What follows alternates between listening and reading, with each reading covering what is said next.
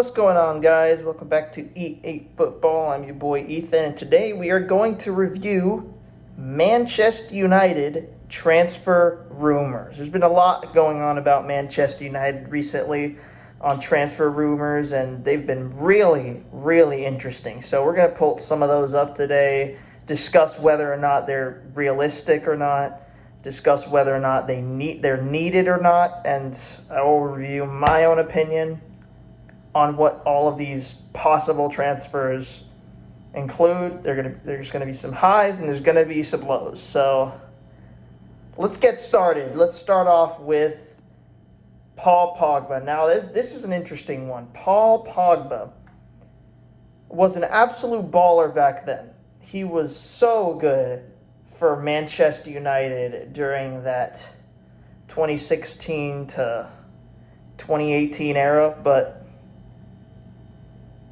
the second time he returned, it was just not as good as he was before. I personally think there's people that are going to call him a flop. There's people that are going to call him good. I personally think he was good for when he played for Manchester United. He ran that midfield great. Now I think he's 32 or something, and we're getting linked to him this year. So it's going to be an interesting one. Do I think we need this guy? I think solely based on age, no, because we are currently building for the future. We have Ugarte, Fernandez, Mainu. And in terms of overall age, I do not think we need this. I don't think we need Pogba, but in terms of skill, yeah. Our midfield right now only has Bruno Fernandez and Ugarte, and there's always one missing in there, so he's always good to have. He has experience, but I just don't think we need him at Manchester United, so I'm going to say no. And the realisticness of this trade, I'll go 30% realistic. I'm not going to speak more about this one. He's very controversial. Gonzalo Inacio.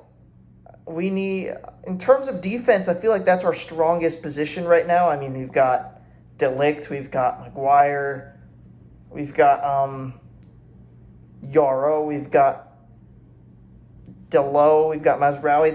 Those guys are all playing really well. But the thing is, if we're building for the future, we're going to need more young defenders. And Gonzalo Inacio is one of those defenders. I've seen him play for Sporting. He's pretty good. And he does fit Ruben Amorim's system very well. I mean, he trained him, so of course he's going to be very good in terms of fitting into the team. The only problem is the money. I think he's 38 million, and I don't think we have that money right now. Plus, there's going to be a lot of other clubs going for this guy. I think Chelsea need a center back. Liverpool might want to buy him. I even think Barcelona is going to get involved in that, and PSG.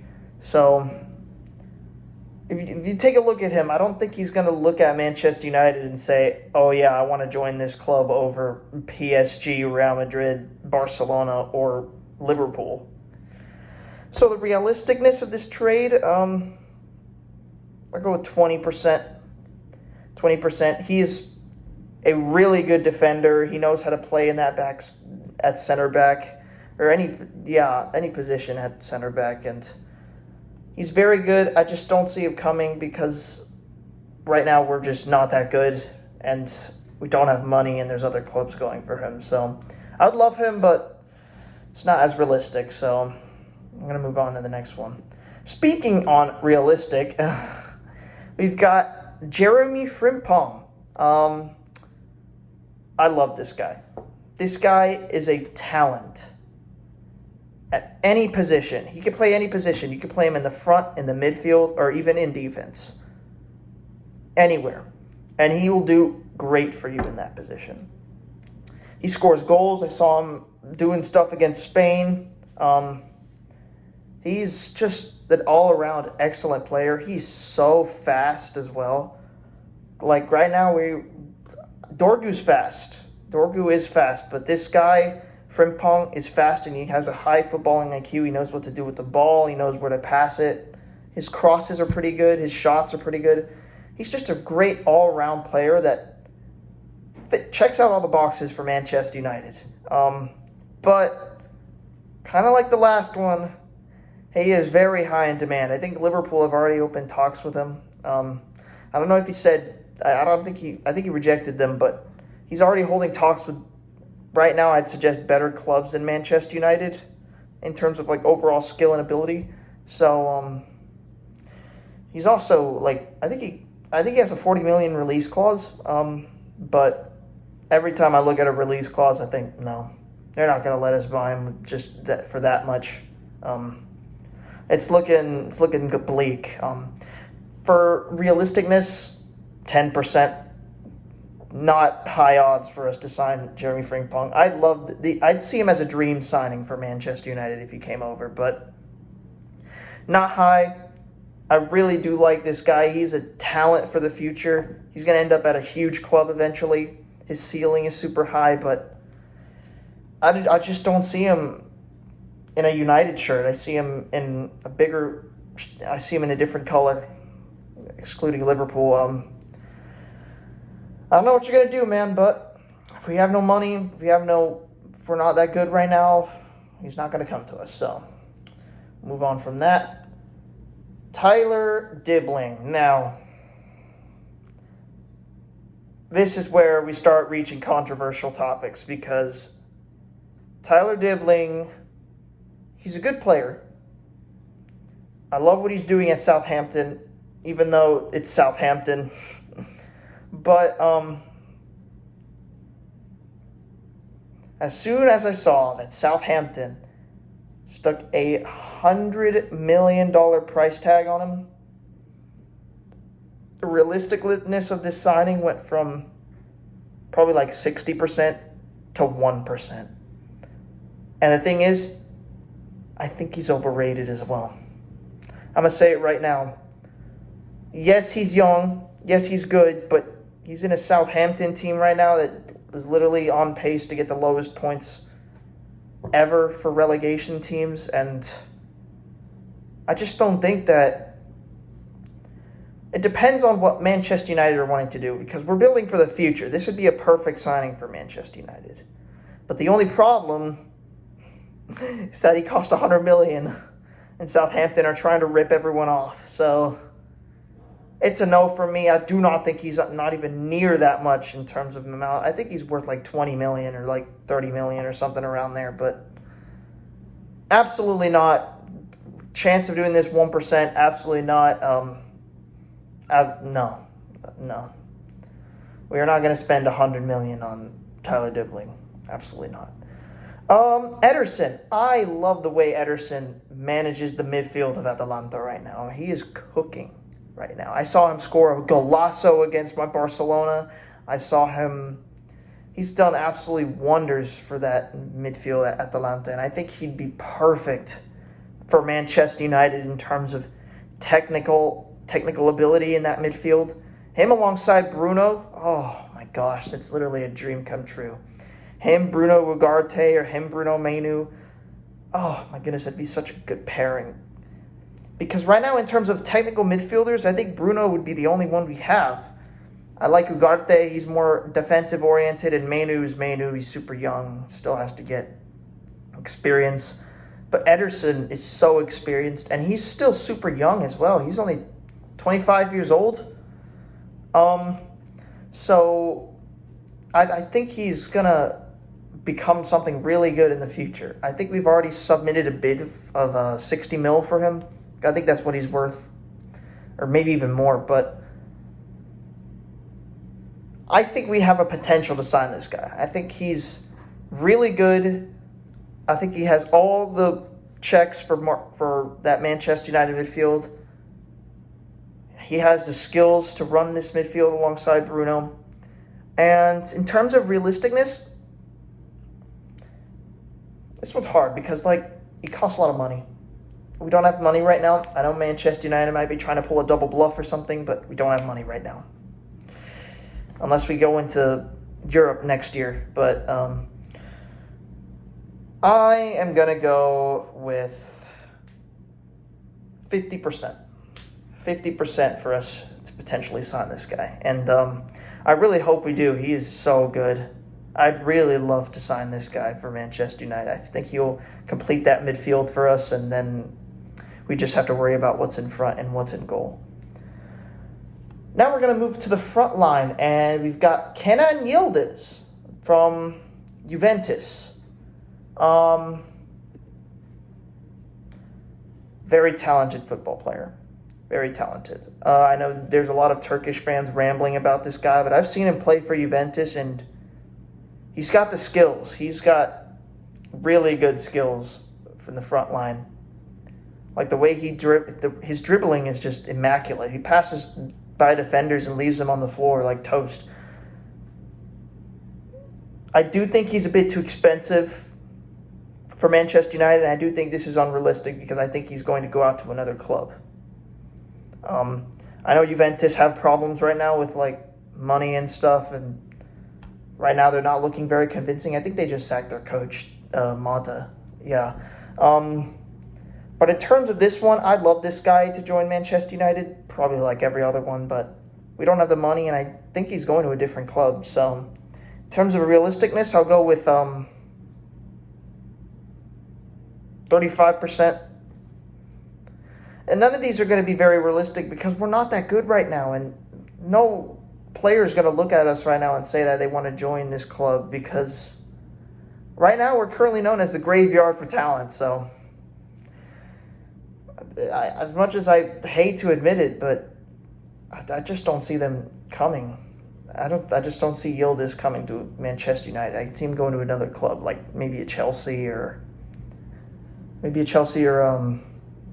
an Inter. Inter would be a good club for this guy. Yeah, I see him going over there. Now we move on to the hodgepodge of strikers that Manchester United might sign. And if I'm going to be real, we do need a striker. Like it or not, Højlund right now, I love Højlund. I think he's been great last year in Champions League. He was crushing it despite us very well underperforming because of... But we need a striker. This year he hasn't proven himself enough, and I still think he needs a little more development before he can call himself a big striker like with the ones I'm going to mention now. But we're going to start with Liam Delap. Again, the English media really do love to overrate some players, and I feel like Liam Delap is a prime example of that. And I do think he's overrated just a bit, but remember, he's young, so he has the potential to become something great if put under the right managerial coachmanship. I don't think he has that much, I think he costs like 40 million. Yeah. I don't think this profile of striker is going to be good for Manchester United. He's going to be like Rasmus Højlund, I feel like, who's good, but just not at that level for Manchester United. So in terms of reality, I see this at a 60%. As much as I don't like to say that, because in terms of all the strikers I'm going to list above, this is the one I want the least. So we're just going to see how it goes. 60%. It's looking like they're trying to get this guy, and I don't know what to say about it, but I guess we just move on. I don't want him compared to the other strikers, but if we're going to end up with him, at least it's a striker. So just move on. Victor Osimhen. I think this guy will be perfect for Manchester United. He has experience. I think he's around the 27-year-old range. Yeah. Oh, he's 26. Even better. I do think this guy is way better than Liam Delap and all those, and Jonathan David and all those guys. But I don't think it's very realistic. I think this guy ends up going to a Chelsea, even though they failed signing him in the last summer transfer window, or even a Liverpool. Even Liverpool might target this guy, or I think they're targeting like Isak or something like that. And they're gonna bust the bank to try to get that guy. But Osimhen, I also see him going for Arsenal instead of Manchester United, but I love this guy. He's a very technical striker. He has a cannon. He has cannons as feet. He has a knack for scoring, and he is a very good striker. He will fit the United system perfectly because they feed him into the striker despite Delap not crossing the ball a lot. Do I think it's realistic? 5%? No, absolutely not. But could happen. Remember last time they said that Manchester United had no money, and then they broke the bank for Antony. Still one of the worst decisions to this day.